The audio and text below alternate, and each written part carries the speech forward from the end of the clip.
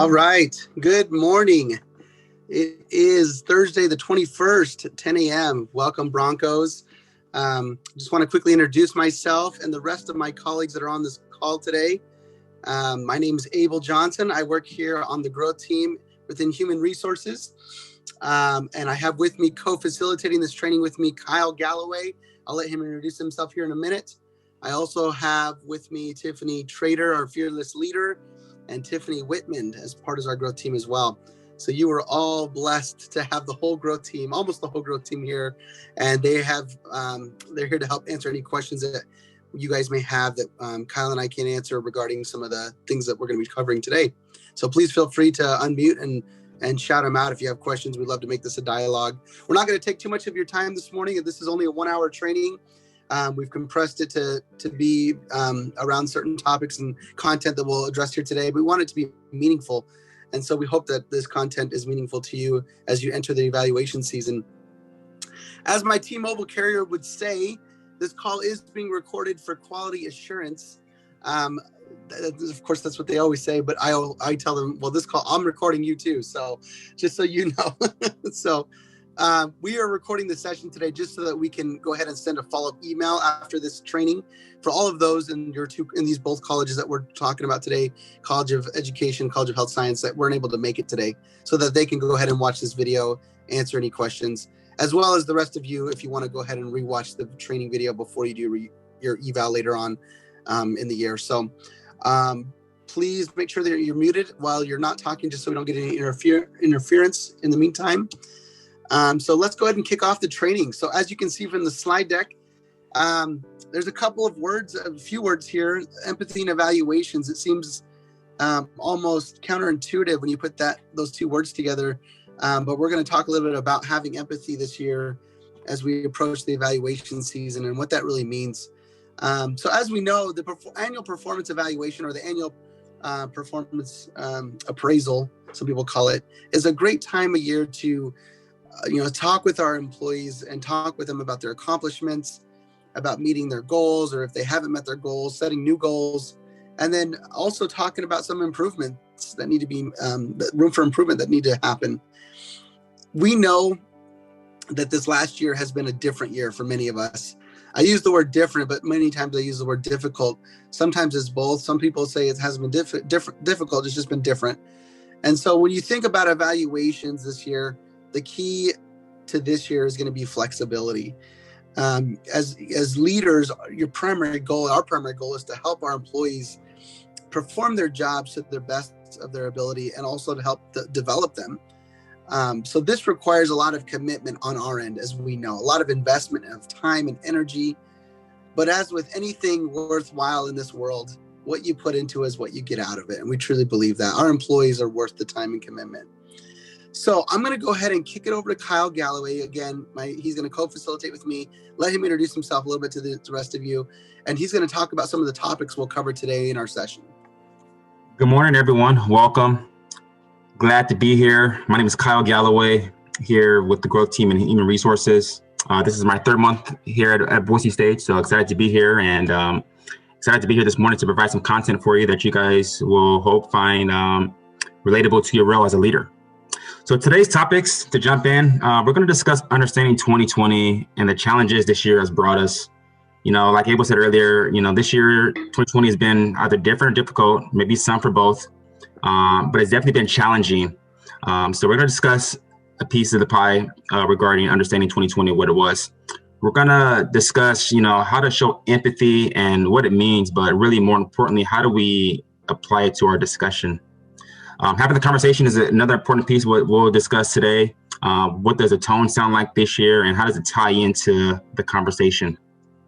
We'll also discuss some things to be mindful of from a human resources standpoint. These are HR related topics such as leave. So we're going to touch base on that here in a little bit. And of course, we'll leave time for any questions or any comments, and feel free to unmic or submit something in the chat during our conversation. And we hope you guys find it valuable. So for that, I'll kick it back over to Abel to discuss the next topic.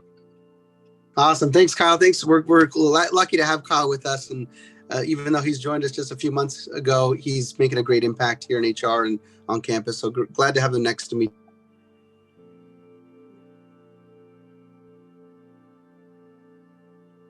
discussions going. So please feel free to grab your Cheetos and a soda. I know it's only 10 o'clock, but whatever you got next to you, and we'll get through this together.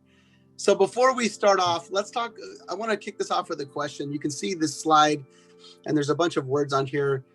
In one word, if you can put that in the chat box, we'll read it out loud, or if you want to unmute, you're welcome to do so. In one word, how would you describe managing your own team during COVID-19 this last year? You know, what word would you describe that? So Tiffany, different. Thank you. I'll do a Zoom pause and give you a couple seconds here. Disconnected. Yeah, definitely. Resilient. I like that one. Unique. Thanks, Joe. Keep them coming. And as you do that, inspired. So I always find this is our 8th session, by the way. Kyle and I are kind of on a world tour, we like to call it, on campus. So this is our 8th training across campus. We have 2 more to be done for the season. So we'll do 10 sessions, 500 managers we've trained this year. And every time we do this activity, I'm always amazed at the positivity and the words that you're using to describe this last year. It blows me away every time. This year has not been easy, and there are words on this slide that depict that convey it's been difficult, it's been frustrating, it's been disconnected, and those are all valid, and I would say they're true. What's amazing though is, as we know in life, and whether that's 9/11 or any other catastrophes in life, when bad things happen or hard things happen, it seems that we always pull together, and there's always something great that comes out of this. And some of your words are reflecting that in your own experiences. So maybe you've learned something about yourself as a leader. Maybe you've learned to grow and figured out, hey, I've got to figure out a different way to connect with my employees. I can't just walk down the hall anymore, right? We're all working different remotely. So as a leader, you're learning new things. You're stretching and growing. I know I've stretched and grown, and I have a few stretch marks of my own, so to speak. So these are all opportunities for all of us to grow. And I am always amazed at transformative, challenging, awesome flexibility. And here at Boise State, we're no novice to like the fact that we're here to be innovative and agile and flexible. And so we're just grateful for all your work that you've been doing this year, and humbling. Thank you so much for those words. So Kyle, set the stage for us if you could. Understanding 2020, how we got here. And then we're going to talk about empathy and evaluations and give you some tips and give you some tools to do your evaluations this year. But before we unleash that, we want to give you some perspectives, some different goggles to look through this year. Yeah, thanks, Abel. There's no question that 2020 has been an unprecedented year for us all. As a university, we've had drastic changes with quickly transitioning some of our jobs and our services, to a virtual setting. We've adapted the work environment to provide social distancing for roles that can't be performed virtually. And we're supporting our employees through unexpected challenges that they're facing at home, such as virtual school for their kids or COVID-19 related concerns or diagnosis, some cases, among many more things. The data supports and shows that over 80 million people worldwide have been affected with COVID-19. So when you think about, what's been challenging for you as a leader, those same challenges and or concerns are also being faced by your employees or staff members. Our lives have changed along with our work. Social gatherings have been limited, and I'll explain a little bit later on, how this can affect someone's work. And so here are a couple of things to think about, prior to your conversation regarding the evaluations with your employees. Does your employee at this point know what's expected of them? Have you set those clear expectations with your employee? With a lot of us working in some kind of remote or modified, schedule, it can be difficult to have those metrics if the conversations weren't there early on. So that's very important to understand. Some of our employees, staff members have never left as they may be essential to the business. We did operations a couple weeks ago, and many of their team members have never left campus, and we applaud them for that. But is it possible that they have had or faced similar challenges to those that are also working in a remote environment? Maybe they have a different protocol on the way they are cleaning buildings. Maybe walk-in traffic has decreased, so they're doing other tasks. So the answer is yes. And because this year's been different for us all, we believe empathy should play a part in evaluations this year. And, really for that, that's the meat of our conversation today, and really how to apply it. So for that, I'm going to kick it back to Abel to discuss the next piece of our pie, which is showing empathy and what it truly means here at Boise State University. Thanks, Kyle. So this slide, I really enjoyed this illustration of empathy. I feel like a lot of times this is us as leaders here in the university and our employees and our team members. So let's talk about empathy real quick. This is one of my favorite slides. So, we can all pull out the dictionary or Google empathy. We know the definition of that. Empathy is understanding someone else's feelings, as Webster would put it. But there's a different definition I want to propose today that's more meaningful. At least it was for me, and I hope it is for you. One of the great minds of our dispensation, I would say, in my own opinion, and we can have an offline discussion about that if you'd like to, is Simon Sinek. And he has got a great, you have to see this TED Talk. If you have some time, we'll put it in the chat box for later. We'll put it in the email follow-up. It's called Empathy. And it applies a lot to evaluations and management and performance management.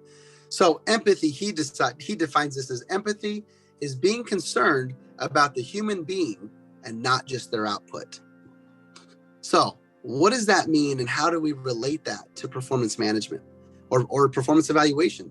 We are all here to collect a check. That is correct. We are all employed by the university to do a task. So our output is important. However, being concerned about a human being is also a big part of our jobs and as leaders. If we can make a difference in someone else's life and we can understand and relate to them and remove some of those barriers, their output will grow. Their output will be better and be more, it'll just be expedited. So how do we do that, right? So we'll talk a little bit about how we implement that into practice with some of the skills. But I just want to put it out there, and we'll refer back to that quote. Empathy is being concerned about the human being, and I would add holistically, right? Emotionally, mentally, physically, everything, and not just their output. So leadership is about empathy. It's about having the ability to relate to and connect with people for the purpose of inspiring and empowering their lives. Some of the greatest people and leaders, and I use the word leaders and not managers or supervisors on purpose, because there is a difference. But as leaders, some of the greatest leaders in my own life, in my own career, have been people who've cared about me first, and then about my output or my performance and development. And those people are still managers that I call for advice. I'll call and say, Greg, hey, I need some advice and about life, about my children, about my marriage, about my career. And they've always been there for me. They've made a big difference for me. And we don't know as leaders how we're influencing those that are in our charge, probably until years later. And maybe they don't tell us, or maybe you don't see that, but we are here to do that. You as leaders are in a great position to understand the needs and fears and struggles and wants and all these and goals of your employees.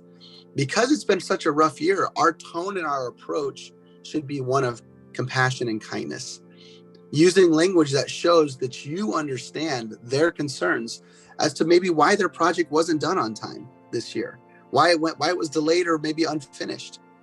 So I want to caveat all this, and this again, being recorded for quality assurance, I'm jokingly saying, I want to caveat what I'm saying with this. Empathy is not giving somebody a hall pass for 2020. I'm not saying that. We're not saying that they get to just get a 3 this year or whatever because of COVID-19. What I am saying is that we need to be mindful of the struggles that they may or may not have faced and that the pandemic had that affected their output. So that's a lens we should be putting on for this year. So how do we do that? The best thing and the best advice, Simon would echo this as well. Have you checked in with your employees on a regular basis? Do you check in on them? Have you done so since COVID-19? Do you understand the struggles that your employees are facing or barriers? Do they have the tools to do their job and to perform their job well? Is that struggle that they don't have confidence, that they need to build trust? The only way to find out, right, is to have that dialogue and to have that meaningful discussion and build that trust. And it should be a continuous thing. One of the things that we know in HR and and many other companies there's research on this that proves this. The performance evaluation is a lot like Christmas with my children. They don't know if they've been good or bad until Christmas morning. It's kind of a bad system, right? Hey, am I going to get toys today or am I not? Because I don't know if I've been bad or good all year. And this is the one big bang, right? And our performance evaluations are set up that way, where we have one big shebang at the end of the year. But a better way, right, would be to have continual dialogue throughout the year of how they're doing, having those check-ins, so that you're giving them room for growth and providing feedback and recognition in real time or as soon as possible, and gives them opportunities to grow throughout the year. And they should never be confused as to where they stand when it comes to March. So how do we take all this? HR, this is great, fluffy, empathy. How do we take this and how do we implement it into your lives, into those conversations that you're actually going to have within the next couple of weeks? And for that, I'll kick it back over to Kyle. Thanks, Abel. So what does a conversation sound like? Well, the video 7 Tips for Conducting the Better Performance Review Conversations is a great video about how to have the right conversation with your employees. So I'm going to stop and play it right now. It's about 3 minutes long, and we will come back here just in a few minutes.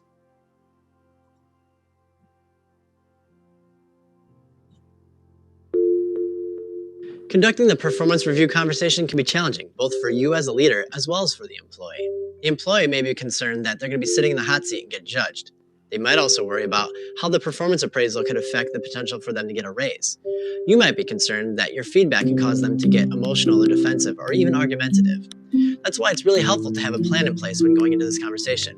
So I'm going to share with you 7 tips to confidently have the performance review conversation. Tip number 1, don't ad lib. Use the forms that have been provided by your company for the performance review conversation. Number 2, make sure your employee gets to prepare the exact same forms so that you can be on the same page and there's no surprises for them. You don't want them to be frustrated when suddenly they feel like they're being judged for something that they just weren't expecting. Number 3, don't just dive in and get to business. Build some rapport. Set the tone by asking them how their week went. Thank them for showing up to the meeting and maybe discuss something like how their family is doing or any vacation plans they might have. Number 4, before you give your feedback, first allow them in each category to tell you how they felt their performance was in the past year. Tell them where you agreed with their performance opinions, and then tell them where you may have differed. This is an important phrase. Instead of saying disagree or allowing room for any kind of argument, just say, I appreciate your feedback on that. I would agree you did a great job with X, Y, and Z. Where my opinion differs a bit is, and then give the example. Number 6, when giving feedback, make sure you'll use only observable facts, not assumptive judgments. You don't want to say something like, Mike, it really seems like you've checked out and you don't even care anymore this past quarter. Instead, say something like, I've noticed you've been tardy 3 times out of the last 4 weeks. And in most of the meetings in the last 2 weeks, you've really only participated once. What can you tell me about this? This gives them an opportunity to share their side and really explain what might be going on with them. Which leads us to number 7. They may become defensive or argumentative. If so, as challenging as it may be, allow them the time to vent and listen to what they have to say. No need to prescribe an answer, just listen, and if necessary, ask them to share a little bit more. I hope you guys enjoyed that. We truly believe that the video does a great job at explaining the importance of your tone while going over performance evaluations. And again, some things to remember are, number 1, this is crucial, ensuring that you have a plan in place before your conversation. We're not ad-libbing. We're building rapport as we are setting the tone before our conversation. We're allowing employees to tell you how well they felt they did this year.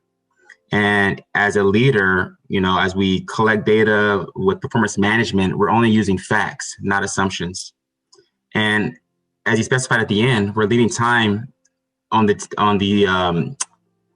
table for your employee to vent and convey the message, to again explain how well they felt they did or some of the challenges or concerns that they may have had. And we don't always need an answer at that time. We can always get back to them as a follow-up, but again, we're allowing our team to have meaningful conversation and venting to ensure that they're relaying everything that is of a concern of them, if that makes any sense.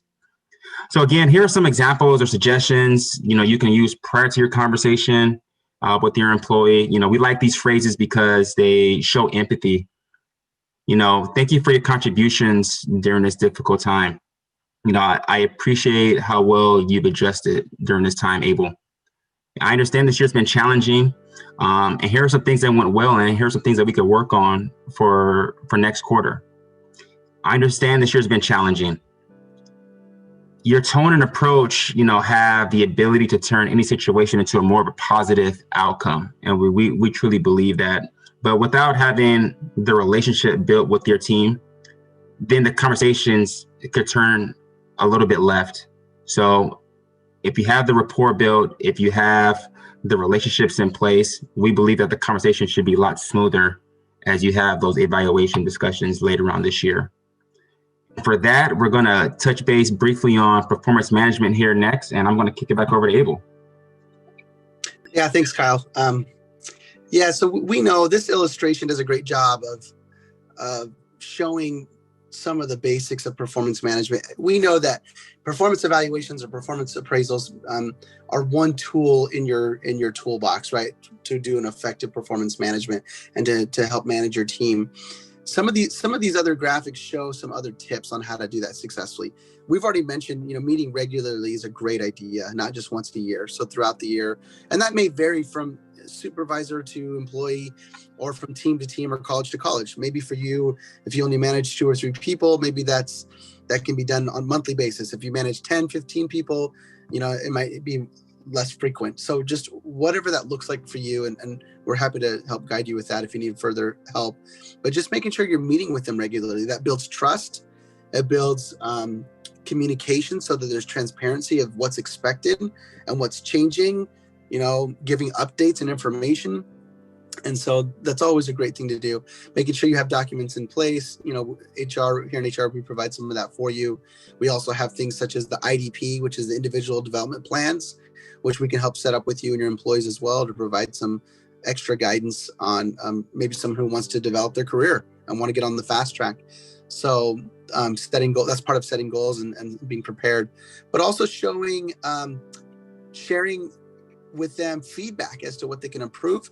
And one of my favorites is, again, going back to what I said earlier, providing recognition in real time. So if you can provide, hey, Shelly, you did really good this last quarter on that project. You killed it. We really appreciate you. You did such a great job. Here was the output. In our one of our other sessions, one of the managers that we were in our sessions also mentioned that being specific when you're giving recognition is powerful. So instead of saying, Shelly, you did a great job, that's great. But if you can say, you did a great job at this project, we really had our quota and it turned out this, blah, blah, blah, blah, blah. So if you're very specific with your feedback, it feels genuine. You're not just fluffing it, and it doesn't make them feel like you're just kind of throwing a big blanket over them and saying, great job. So be specific with your feedback. Give them examples of what they did well, and that will really boost their morale. So goals are important. We know that, and they still matter, but they do need to be adapted to current circumstances. Employees' goals may need to be reviewed again based on the COVID-19 or goals that they had set before COVID-19, and now that we're all working from home, maybe those goals need to be readjusted or looked through the lens of the pandemic. So take some time to think about your team's goals. Do you have a mission? Do you have a vision statement? Does everybody know what they're working towards? And how this team and your team feeds into the bigger mission of the university or the department or the college. So I think tying your mission, and we do this here in HR, and our team is working on that right now. What does Able do on a daily basis? How do I contribute to the growth team, who contributes to the HR team, who contributes to the mission of the university? So I know kind of what my purpose is and how my input and output directly tie to the mission. So do they have the tools to do their job, right? Do they have the basics? Do they have internet, all that stuff? Do they need a camera? Maybe their computer doesn't have a camera, and there's some room for, hey, let's get them a camera. They can feel more like they're participating in our meetings and they feel engaged. So these are all things to just be thinking about on a performance management level. So I'm gonna take a quick pause And we're going to pose another question. I'd love to get some participation. I like to call on people, so I apologize in advance if you're not comfortable. I'll try not to do that this time. But here's the question on measuring the performance of your employee. What are some of those roadblocks, if any, or how have you been able to successfully do that this year during the pandemic? How do you measure the performance of your team and your members of your team or your employees? Is there a different way that you do it, or you found works for you or your department? And again, this may not be a one size fits all. So I'd love to hear feedback as to what works for your team or what maybe hasn't worked. And you're like, hey, that didn't work for us. So I'd love to hear about that. And I'll take a quick Zoom pause to let you guys unmute or throw it in the chat box. Again, how do you measure the performance, or how have you been measuring the performance of those that you supervised during the pandemic? And then Tiffany, our fearless leader, can you, or Tiffany Whitman, can you read those chats to me? Because I'm on my phone and I can't see them very well. Happy to. 2 questions emailed Google surveys with an open-ended questions for other items they need to let us know about. And the next one is every conversation contains a measurement. That's a really good one. And then ongoing conversation. So what I'm seeing in here is a lot of communication. Yeah, I love that. I love all those. The one that about the survey, so you guys do some kind of survey to kind of get a pulse read of maybe the members of your team, or you pose a question and get some feedback. That I hadn't thought about that. So even using surveys, Google Docs, technology is a great tool. So I love that idea. That's the first time I heard that. Anybody else? The next one that came in is regular scheduled check-ins. I'm curious, in your check-ins, what's the agenda? Do you have a flow? What are some of the things that you talk about in these check-ins? I'm hearing a lot that you're doing check-ins. How does those conversations go? Is it different for everybody? Do you kind of follow the same guideline? I'd love to hear a little bit more about that, because it sounds like you guys are already doing those check-ins. Any icebreakers or jokes that you guys start with? We always kind of do that.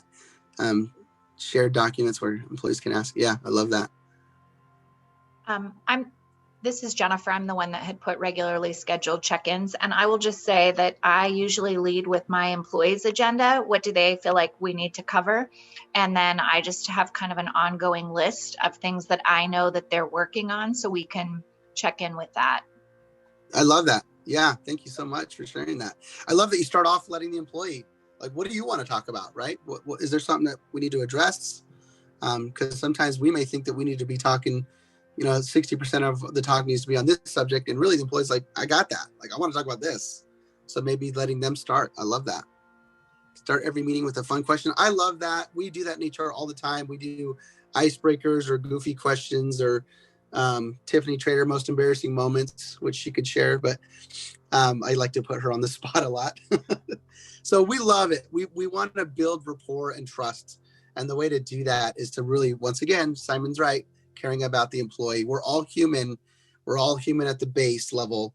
And we all love jokes, and we like to talk about our kids or what we did over the weekend.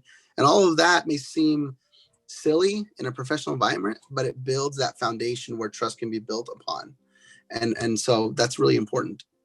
Love the icebreakers. So last thought before we move on to my second favorite slide. It's competing for first every time we do this, that I hope you'll enjoy. Give credit for adaptability this year in your evaluations for your employees.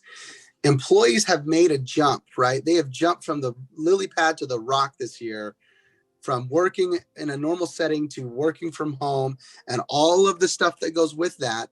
They have made that jump, and they have been agile and flexible. Even willing or unwilling, they have done it. So give them credit where credit's due. And again, they're holding on to the stern and the ship, and the waves are coming in, and they're just like, I got this. I feel scared. I may feel contentious about this, or I don't want to do it. But nevertheless, people have made that transition. And I think sometimes we forget to just give them credit for just hanging on to the ship and making that flexibility and that ease of transition for the rest of the teammates. So before I move on, any questions or thoughts? I'm seeing a few things coming up. And TT might jump in and read those if you could. Another good one that came in is, I think it's very helpful to discuss the person's unique talents or contributions. Love it. Love it. Yeah. Those check-ins are a great opportunity to do that. One of my favorite questions that I ran into just recently was this question, and I like to use it, is what are some talents, hidden talents or abilities or skills that you have that you're not currently using that you want to use in your job? So maybe they have a hidden talent of, hey, I used to be a marketer. I love graphic design. It's not in my job description. It's not, but maybe they can contribute to the team or some project. And that's a skill, the hidden skill or gem that they're not using that they want to use. And maybe as a leader, we don't know that. And so we're sending our work off to some other department to have this done. And here we have a hidden gem in our own department. So really getting down to know your employees and asking questions and using those skills. I love that comment though. Anything else, Tiffany, before we move on? Keep moving. I'm going to respond to this last comment. I'm going to take that one offline just so I can get more context. Awesome. Sounds good. Well, we're going to move to the next, my favorite slide and probably most inappropriate HR slide. Tiffany's seen it 8 times, so apparently it is appropriate enough to be in here. So we're going to move on. I'll let you watch this 15-second clip, and then we'll discuss why this is in here and how it relates.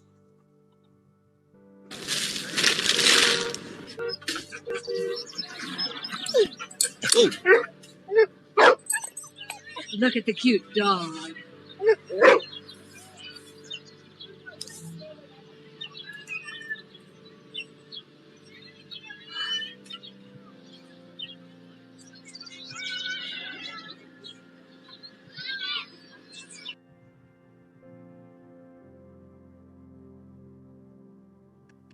Okay, so I saw a few smiles crack. This is my favorite part of the training because I get to watch your reaction as you're watching that video. And Maria Tellez just cracking smiles. She's still smiling. She's on mute, but yeah, I can tell she's laughing. Why is this in here? AmeriQuest does these old commercials, and I've watched many of them, where their slogan is, "Don't judge too quickly, we won't." And so in the context of what we're talking about and how that, I think it fits nicely with empathy, right? And from one perspective, from his perspective, he wasn't doing anything wrong, right? In his head, it was innocent. But from a different perspective, whether that's a manager, a supervisor, a leader, a colleague, that was offensive maybe, right? That seemed wrong. It felt wrong. But a lot of times we have to remember that, is that intentional? Maybe it wasn't. So maybe we set new expectations. Maybe we bring that up in their one-on-one, but sometimes we can't judge. We don't know what's going on. And I think it doesn't just apply to management in general, but in our performance evaluations, getting back to our topic, there's a lot going on underneath the iceberg that we don't know about that may be, again, affecting their output and which ties into their evaluation. So anyway, I thought that was a funny clip. I thought it kind of played well into what we're talking about. I'll go ahead and let Kyle explain some of the things to be mindful of as we talk about being mindful of things such as judgment and perspectives. We'll let Kyle talk a little bit about some other things to be mindful of as a leader and those lenses to put on. Thanks, Abel. So this year in HR, we've used the word harmless. And what that means is that's anything that is out of an employee's control should not be used against them during the evaluation period. So what does that mean from an HR standpoint? Approved leaves should not be discussed.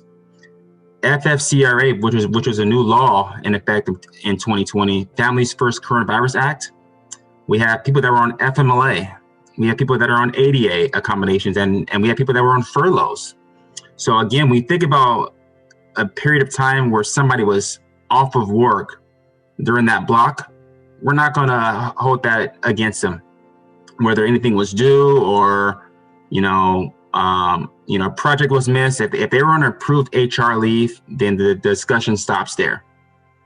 Also think about the school and daycare closures this year. So maybe towards the beginning of the pandemic, when this was all pretty new to us, where we had people that may have left work early or abruptly to go pick up their child because of the school closure, or there's a coronavirus outbreak, and they had to go pick up their child, and they dropped everything and left for a day or two. Things again that were out of their control. So just have that lens on and understand that there are many different situations, especially this year, that change the pace of our lives. And these are just a few of them that we're discussing. And like I said earlier, the most important piece of the pie is making sure that we're not discussing those HR or legal definitions if they miss time because of the coronavirus. Again, using technology like Zoom. I mean, it was new for me coming from Ada County to BSU. It took me about 2 weeks to figure out how to start a Zoom meeting. Are we penalizing anybody for keeping the camera off? A lot of us work through lunch and we have meetings around 12:15. My kids were home up until Tuesday of this week doing online schooling. So I had to quickly transition and cook them lunch and at the same time eat myself and log back into a meeting at 12:30 p.m. So are we paying attention while we're working? And the answer is yes, but it may not seem like that right under the surface because our camera's closed and we're on mute. But we don't know what's going on, as Abel said earlier, underneath that iceberg. And again, many of us are wearing different hats. So just be cautious. If you know your employees and you know their life and some of their struggles that they may or may not be going through, just understand that this year with that pandemic lens, there are a lot of things that are going to be out of their control. And as a parent or as a student or a leader, things were different this year, and we were wearing multiple hats, right? And we want you guys to understand that, these things you should be mindful of as we move forward with these discussions here in March. And Abel, do you want to touch base on the iceberg? I know you touched base on it a little bit earlier, but you want to touch base on it one more time regarding this slide here? Yeah, I definitely do. I want to pause for just a second. I want to open it up to the group. I'm going off script here, Kyle, so I apologize. You got it. Any thoughts about what we're talking about? I mean, I know this is probably relevant for many of us, but any thoughts about wearing many hats, challenges working from home, kids running around in the background? My kids throw underwear at me and they think it's funny in the background and screaming. And a lot of times I'm playing referee. Get off of him, stop licking that penny. And so I'm doing lots of I'm saying things I never thought I'd say, but I'm refereeing in the background and my mute's on, probably for good reason. But any thoughts about the reality that we're in, right? And your own experience of working from home and some of these challenges and these hats that maybe you're wearing? Well, I think, able to go off script too. I think Casey with her fireside chats does a great job, with maintaining her kids and still providing great content for the university as a whole. We hear her dog in the background of her kids, but, right now that's just the way life is for her. And she's still effective at getting her job done with the things that are going on in the background, right? So this is what we're talking about. We're all professional here at the end of the day, but just understand that things are a little bit different than they were back in 2019. And so I'll leave it up. I zip it up for a second. We had a hand up, I think. This is the first time I've seen a hand on Zoom. So was it Raymond? You want to go ahead and unmute? And Yeah, I have a question around what you're saying. And I totally agree with it. But when we're looking at the evaluations and they are based on a numerical system, how would you apply those numbers to somebody that is in a situation where, say, they do have a lot of external things that have impacted them, but they're still a great employee, but the performance has changed significantly. And so I'm just having a hard time conceptualizing that because I've heard, let's just give everybody 3s this year, which I've never done. But I guess I just don't know how to quantify this. And I guess my question is, why are we actually quantifying if we're not able to put this into a number? So is there a different way to do this? Great question. I'll let Tiffany Trader, our fearless leader, talk about that and why we're doing this and what kind of the requirements, and then we'll have any other growth members jump in if they want to add to that. So it sounds like you have a stellar employee, and because of the situation with COVID, that they're not performing at the level that they would have performed at before. And so what we're trying to share here is if it's due to COVID and you have that conversation, then you're holding harmless for COVID. So if their performance was not at the level that it should be, that's where the harmless piece comes in. If it has nothing to do with COVID, then hold them accountable for the work that needs to be done, is what our recommendation is. The numerical piece too is also, that's mandated by the state. So we have to, have some kind of evaluation score to meet the Department of Human Resources guidelines as a state employee. So that's why we have to do this, even during the pandemic as far as scoring. But, everybody's going to do it differently, I think, across campus. Like Tiffany said, if they're doing their job, essentially, then they're typically meeting expectations. If they are going above and beyond, facing a lot of external issues, and everything's getting done, then maybe that justifies for them to get a little bit higher of a score. But again, we're not saying 2020 is going to be a hall pass. We have people that are not performing, and we have conversations regarding that with leaders, almost every day.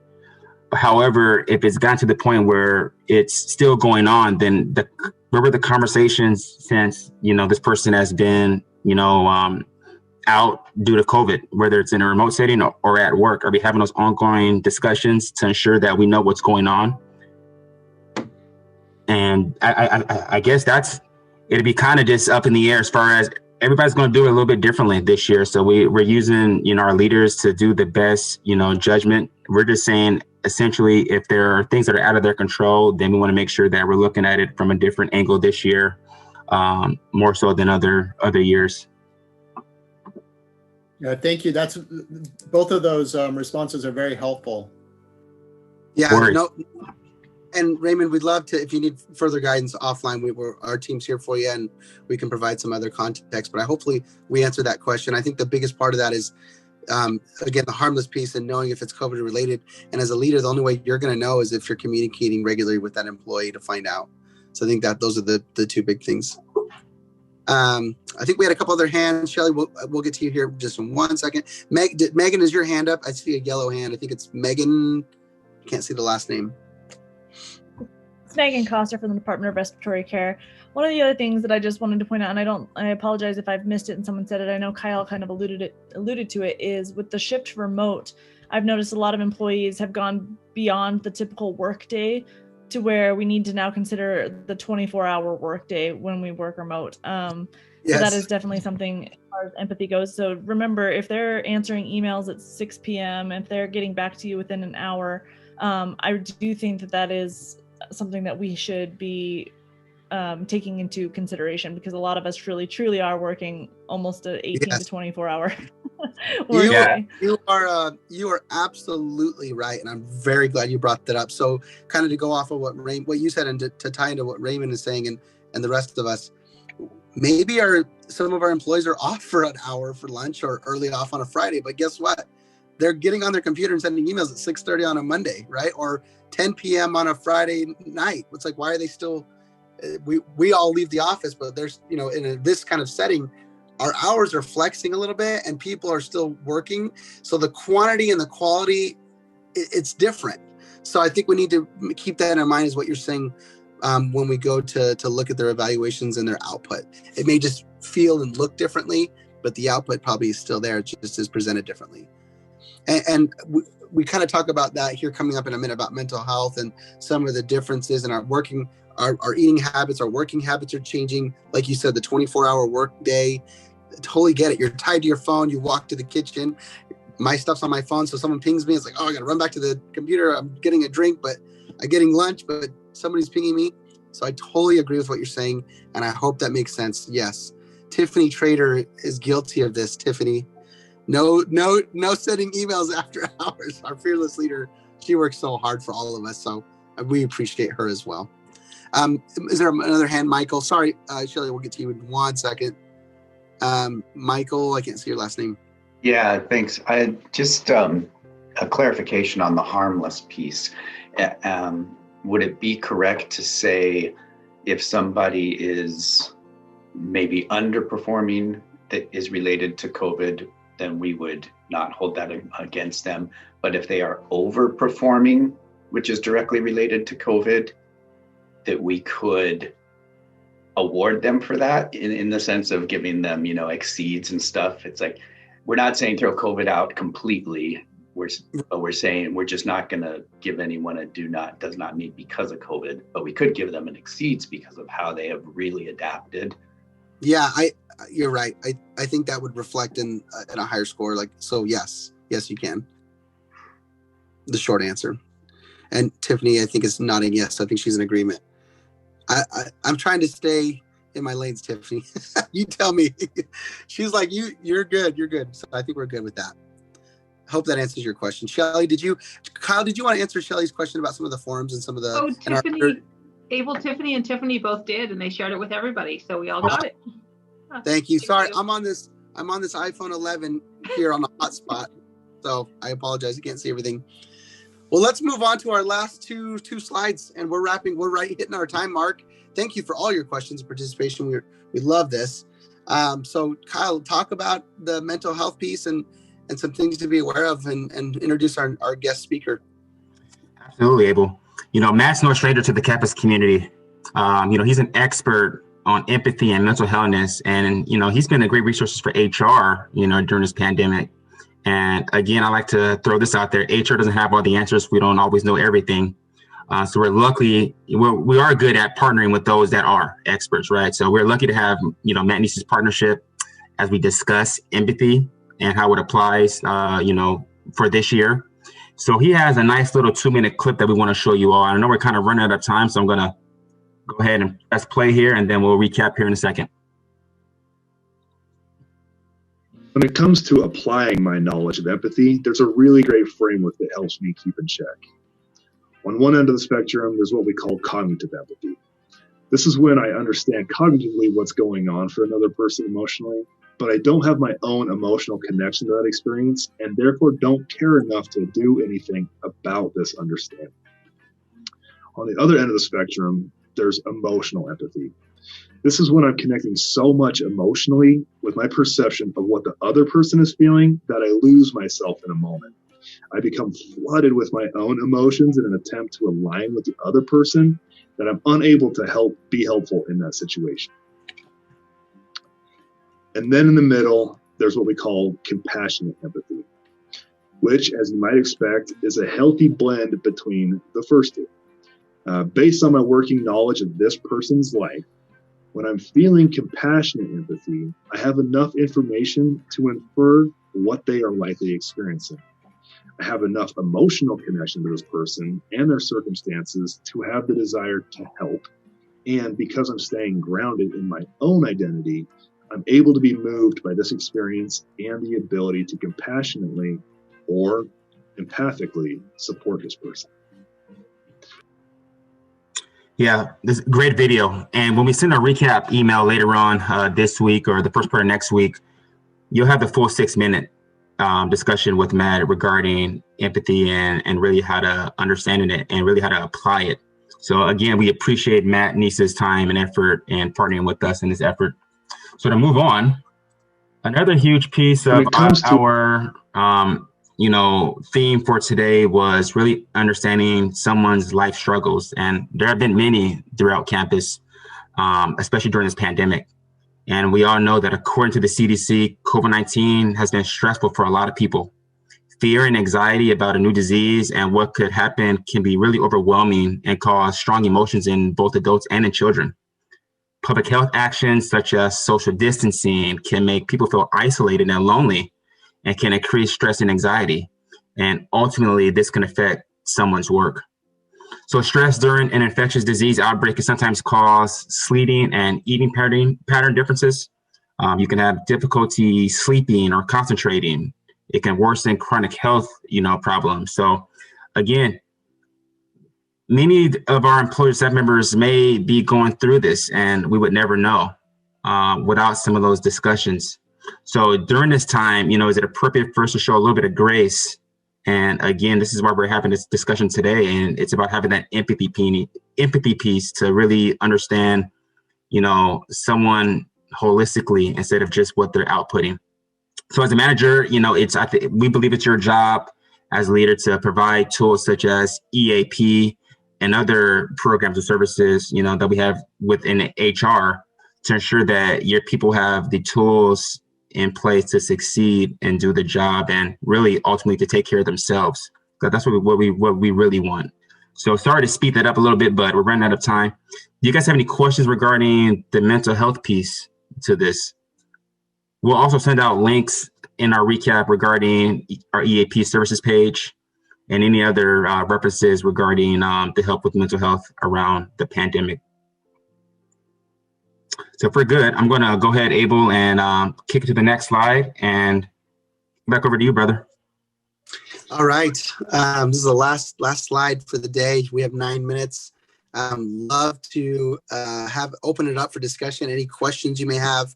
Again, as a reminder, we recorded this session. We'll be emailing this training recording out with our email recap within the next week or so, and that we'll have EAP links, as Kyle said. We'll have our link. There's also links to the how to fill out the form. There's an online e-learning module on how to complete the form. If some of you are like, I got this, I feel good, but I just forgot how to fill out the form and what to put on the form, we have a training for that. That's at your own pace. That's on the website and HR's website as well. The last thing before I open it up for discussions or any questions, because some of you may just want to drop off and call it good, I want to express my gratitude to you as leaders for the tremendous work that you're doing. Maria Tellez put a great comment in the box I was reading as Kyle was talking. This, in reality, this shouldn't just be a 2020 thing. I truly believe that we have raised the bar at Boise State because of this pandemic. At the very beginning, and we talked about how some of the positive things that come out of tragedies or things like hurricanes or the world pulls together, 9/11. I feel like as a university, we're stepping it up. And because of this, we're coming out the other side better. We've learned so much more about mental health. We're learning more about empathy with our employees and performance management. And I hope that we'll continue that even when the world does, if and when the world goes back to normal, we'll be better leaders. In the meantime, we appreciate the work you're doing, the seen and unseen work that you're doing. We think about campus a lot here in HR and some of the struggles that we are facing. And we know that a lot of the success is because of the work you do every day. So as my grandpa used to say when we were lifting his piano, lift where you stand, right? So circle around the piano and everybody do their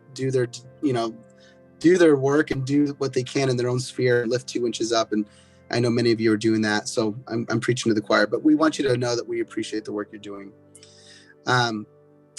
I'll leave the rest of the remaining time up. We'll do a Zoom pause. Please on mic, throw chats in. If you feel good about the session or anything else and you're ready to go, we wish you a great rest of the day and we'll let you drop off, but we'll stay here for any questions.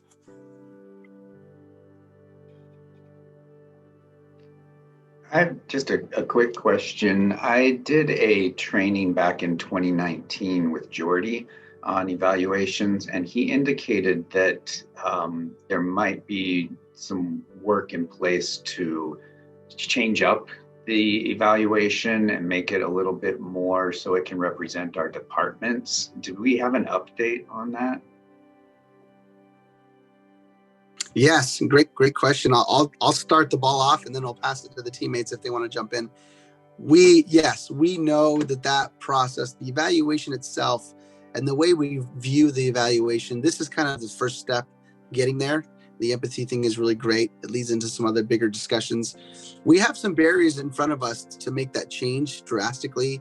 As you know, we do have DHR, the state of Idaho, where some of these forms have to be approved by them for us to use for our classified individuals. And so the criteria, if we change that, the ranking, anything like that needs to be approved through the legislation. So that's a barrier, but we know that there's also stuff that we're doing to create a better performance evaluation all around, such as, again, these one-on-ones, these regular check-ins that build towards that March 1st deadline. we're also looking at some other things and projects to make the evaluation easier. Again, it's hard to kind of give somebody a score based on a number. It doesn't encapsulate if they were a good teammate or emotional intelligence or psychological safety and all these things that we love in HR. So we have a lot of work ahead of us to do. We are working on it. But there are some things that we have to also face that are going to be challenges. So I'll leave the rest of it up to Tiffany if she wants to give updates, or Kyle. I'm going to say the short answer is yes, Michael, still working on it. It's on our project plan. It did get a little derailed due to what went on over the summer, but it's definitely there. Yes. Sorry, go ahead, Tiffany. I was just going to say, Michael, I threw into a chat for you. And if you want to follow up on any other questions, I'm happy to answer those for you as well. And the same for anyone else in this group. If you have some questions, happy to answer any of those questions that you might have that are specific to your employees. We can do offline as well. And then Raymond, yes, the form is the same as last year's. And again, we do have a training on, again, if you need a refresher on how to fill out the form or the information that goes in what box. Tiffany, do you want to mention the signature, electronic signature this year, and how that plays into submitting the form for those that are still here? Yeah. So for the individuals that are not able to sign or don't have an electronic signature, we are accepting /S/ and we have this on the website and information that will come out to you, and then your typed name, and that can be for the employee and the supervisor. So we are accepting signatures that way. So /S/ and then your typed name, and that would be acceptable. So you don't have to print out and sign. If you do have electronic signatures and that's approved within your department, that's fine with us too. Just giving you another option. And then do you want me to throw that into chat as well? Yeah, if you could, just for them. Tiffany, I just did, Tiff. Tiffany's on it, so she's awesome. Thank you, Tiffany. All right. Also, shout out to Diana Espenson, Alexis Rowland. Thank you for making this possible and coordinating here with myself and the rest of HR to get you guys scheduled for today's date and session. So appreciate your leadership and support in that as well.